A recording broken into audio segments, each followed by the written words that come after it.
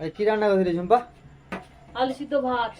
কেন এই সবজিগুলো নিয়ে এসেছিস তো এগুলো কার দিবি বল? কোন দিবাড়ি মেরে আমার বুঝলি 200 টাকার সবজি তো এগুলো কার দিবি? তো কটা বাজে? কাজে থেকে আসবো ফের রান্না করবো আর কি হচ্ছে? কটা বাজে মানে 9টা 9:30 বাজে? তা তুই তাহলে সবজিগুলো কেনালি কি জন্য? কালকে হবে, পরশু দিন হবে। আচ্ছা কালকে হবে, পরদিন হবে। আজকে কি বুকি হাতে শুয়ে থাকা হবে? থাক। কেন ও একদিন করতে জানে না, শুধু আমার উপর বসে থাকবে। আমি কখন আসবো তখন কাটবো, কখন রান্না করবো তখন খাবো। আর ওর মনে হয় না যে একদিন একটু সবজি করে রাখি, ওর এসে ভাত করবে, কি ভাত করে রাখি তাই সবজি করবে। ওর মনে হয় না কোনোদিন কিছু, শুধু আমার দিকে হাঁ করছে বসে থাকবে। আচ্ছা মদ্যলোক রান্না করে মেয়ে লোকরা এসে খাবে? তা কি হয়েছে? লোকেরা করবে, মেয়ে লোকেরা খাবে।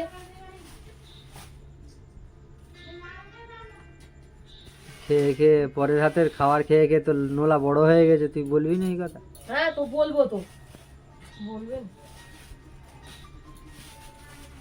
কষ্ট হয় না জানো?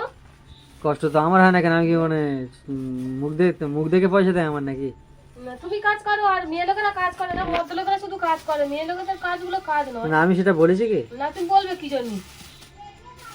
এই ভিডিও করারও এটা শেয়ার করবো, দেখ লোকে দেখুক, শুনুক, জানুক। লোকে ঘোড়ার ডিম দেখবে, লোকও জানে, লোকও জানে।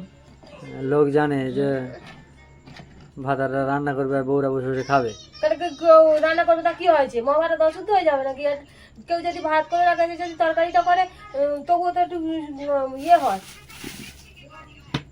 ও, আমি ভাত রান্না করবো, সন্ধে দেবো, দিয়ে তোর আনতে যাবো, ও তাহলে কি আমার হয়েছে? আমার কষ্ট হয় না না?